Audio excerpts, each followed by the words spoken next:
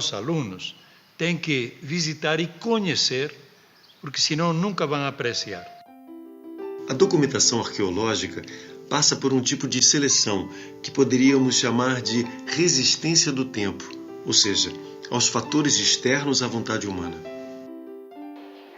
Sem dúvida, os museus oferecem não só informação e conhecimento, mas também inspirações, desafios, questões, provocações, enquanto apresenta elementos desconhecidos e estruturas singulares.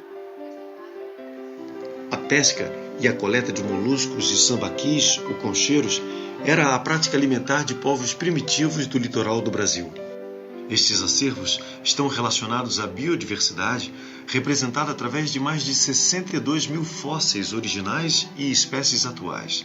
Mostra a aventura da vida na Terra e a água, que contém e desenvolve a vida.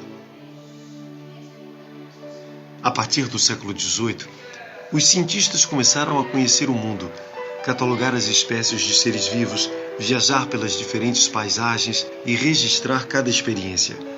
Era como se o planeta tivesse seus mistérios desvendados pelo homem.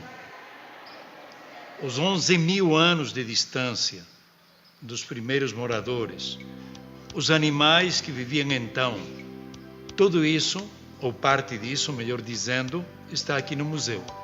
Logo, as raízes de Minas, o início, vamos dizer assim, da história humana de Minas e da América, está um pouco dela guardado aqui. Isso é necessário ser conhecido por quem é mineiro e brasileiro. Logo, nós estamos mostrando as raízes da nossa história. O patrimônio arqueológico traz registros anteriores à história escrita. Mais de 99% da história humana está na pré-história.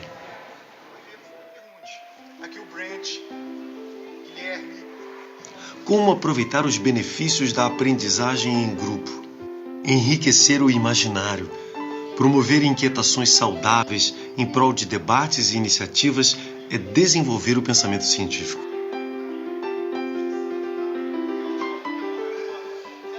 Observar e explorar suscita o surgimento de conhecimentos diversos de si mesmo e da realidade, conduzindo o aluno a uma possível viagem de múltiplas significações. Neste museu há algo como pano de fundo muito importante, que é precisamente os animais que conviveram com os primeiros habitantes de Minas e da América do Sul. Os múltiplos aspectos de um museu de ciências naturais podem ser sistematizados e qualificados, direcionando o conhecimento para áreas afins.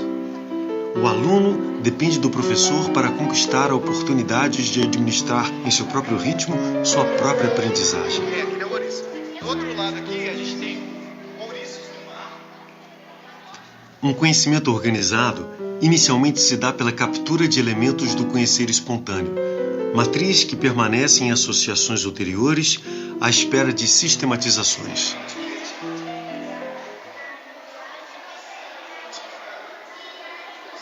Então aqui nós trabalhamos com visitas guiadas com crianças de algumas escolas, da região de Belo Horizonte até outras cidades. É muito interessante perceber o entusiasmo delas, principalmente com as exposições que nós temos aqui. E é um trabalho muito bom, que é um incentivo à educação e ao aprendizado dessas crianças.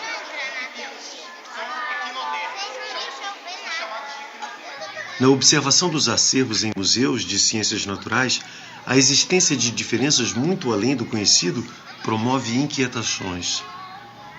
Ao observar a ansiedade dos alunos, deve-se selecionar a melhor atitude para direcionar a observação, esclarecer as possíveis dúvidas e estabelecer diálogos que ampliem o conhecimento.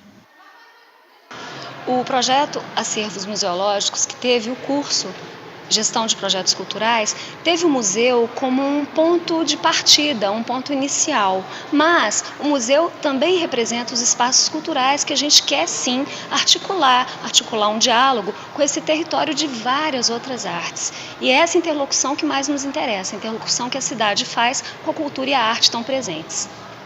A opulência dos ossos grandes e a fragilidade de outros tão pequenos permitem lidar com múltiplos conceitos de massa, estrutura, volume na observação atenta dos esqueletos de animais pré-históricos. O cientista surge no indivíduo cuja curiosidade foi incentivada e satisfeita no prazer das descobertas, identificando elementos que conduzem a novas indagações.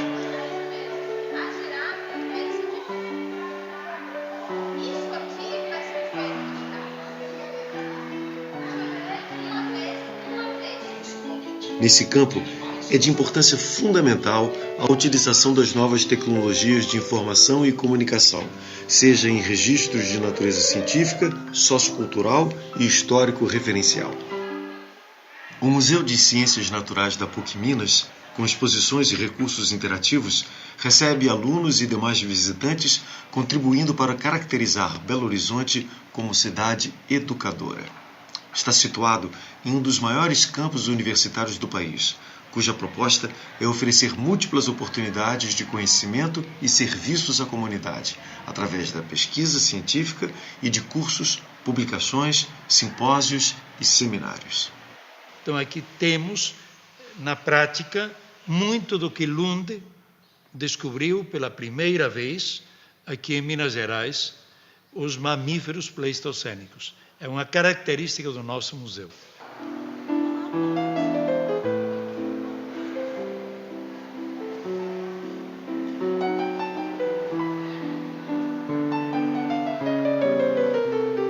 Estão estabelecidos na Constituição Federal Brasileira critérios de proteção e conservação de sua integridade e equilíbrio com vistas ao futuro da humanidade. Todo cidadão deveria ter direito ao acesso à informação comprovadamente verdadeira, completa e atualizada sobre seu meio ambiente, capacitando-se a participar na formação das políticas que possam afetar a integridade e o equilíbrio de seu patrimônio natural e, consequentemente, as condições de sua existência.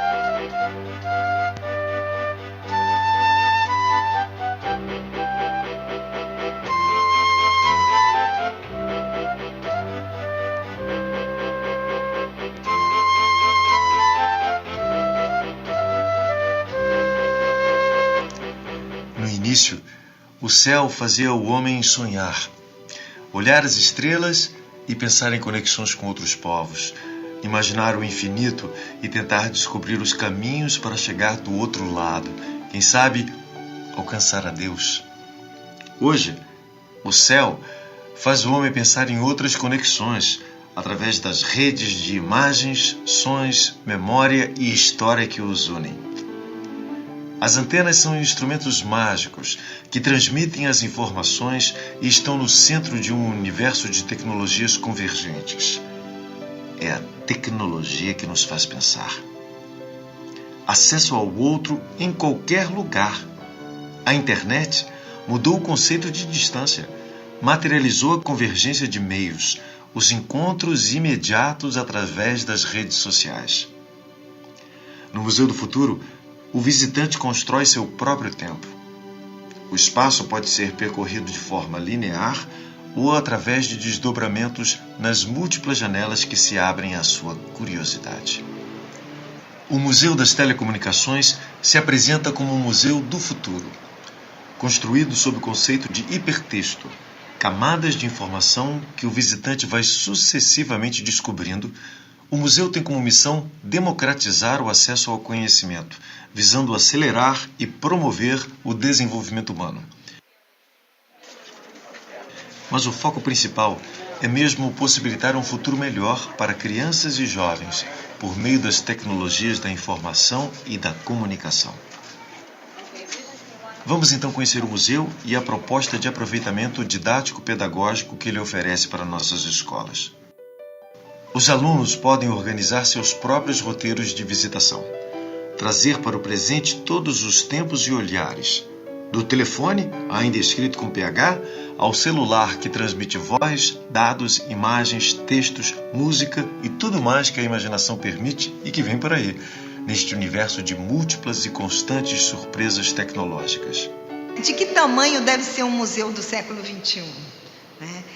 E como fazer um museu cujo objeto museológico está na vida de todo mundo, penetra na casa das pessoas e todo mundo detém os poderes sobre esses novos meios. Né? Esse foi o principal desafio do Museu das Telecomunicações, em transformar o Museu do Telefone no Museu das Telecomunicações. Porque telefone hoje não transmite só voz, transmite dados, voz, dados, imagem em movimento, tudo ao mesmo tempo agora. Como fazer um museu que conte a história desses meios e que fale diretamente ao habitante do século XXI? Porque os visitantes do museu hoje, de qualquer museu que seja, mesmo que ele fale do passado, que ele fale de outras coisas, o visitante é do século XXI.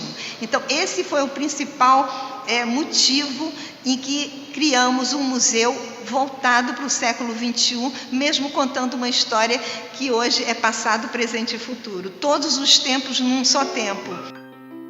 E mais uma vez na história, o homem volta aos primórdios, como o explorador das cavernas, não para se abrigar e sobreviver, mas para vencer os desafios ainda desconhecidos das TICs, tecnologias da informação e da comunicação, que terá que conhecer e dominar em um futuro próximo.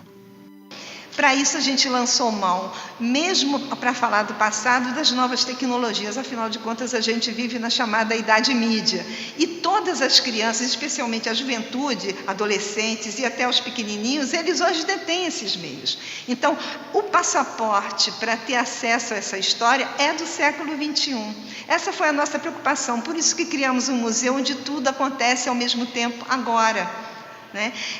A gente usa meios, mesmo quando a gente mostra uma imagem do século passado, o olhar é do nosso tempo, é contemporâneo. Então, o design do museu é um design que tem a ver com esse habitante do século XXI. No espaço propriamente dito do museu, um acervo de mais de 120 vídeos, produzidos em parcerias e contatos com cerca de 90 instituições nacionais e internacionais, contam a história e as histórias de acontecimentos passados e presentes, de importância social, cultural, científica e tecnológica. E os grandes passos da humanidade foram assim, acompanhados por invenções e soluções que facilitaram a comunicação entre os homens. No museu, a câmara de entrada conduz o visitante ao ambiente das telecomunicações. Uma passagem? Uma ruptura? O acesso a uma nova dimensão ou um portal do tempo? Quantas suposições a explorar nesta passagem simbólica? A noção de presente, passado e futuro tão didaticamente próxima e acessível. Conhecer o desenvolvimento das telecomunicações introduz o visitante em uma possível viagem de infinitas significações. O planeta visto de longe, novamente redescoberto. A Terra é mesmo azul? As órbitas dos satélites artificiais que permitem a distribuição dos sinais de áudio e vídeo. O intercâmbio sideral de imagens e sons encurtando de forma espetacular as distâncias, modificando definitivamente as noções de tempo e de espaço. Onde estamos? No universo? Para onde vamos? O mundo simbólico, representado no real e nas imagens virtuais, continua gerando, trazendo para o ambiente museológico novas interpretações do processo histórico vivenciado pela humanidade. Nas galerias do Centro Cultural Oi Futuro, mais uma proposta de exposições temporárias. O traço de Mário Vale, cartunista e ilustrador que nos fala mais do que palavras. Nas exposições temporárias, nós estamos falando da mesma coisa, a gente está falando de tecnologia. É isso que a gente faz com vídeo arte, web arte, robótica. Ali é a tecnologia sendo usada no tempo de hoje, no estado da arte, e como os artistas também lançam mão dessa tecnologia para produzir suas obras. Hoje, a tecnologia, eu costumo dizer que são os pincéis do século XXI. Órbita poética. A mostra paralela é uma síntese panorâmica com foco na produção do artista Chico Chaves, que desde a década de 1970 vem causando perplexidades com seu trabalho simultâneo em diversas mídias. O Museu das Telecomunicações está situado na região metropolitana de Belo Horizonte. Cidade planejada, que nasceu com uma vocação de cumprir o seu destino de espaço urbano de crescimento organizado, responde com sua paisagem, características arquitetônicas, áreas de lazer e seus espaços culturais ao conceito de cidades educadoras, movimento iniciado na década de 1990, que considera que as cidades emergem com importância crescente na construção de novas formas de sociabilidade e interações, com seus múltiplos espaços de conhecimento e múltiplas oportunidades de aprendizagem na construção de uma pedagogia do lugar, uma pedagogia das cidades. Carta das Cidades Educadoras, Declaração de Barcelona.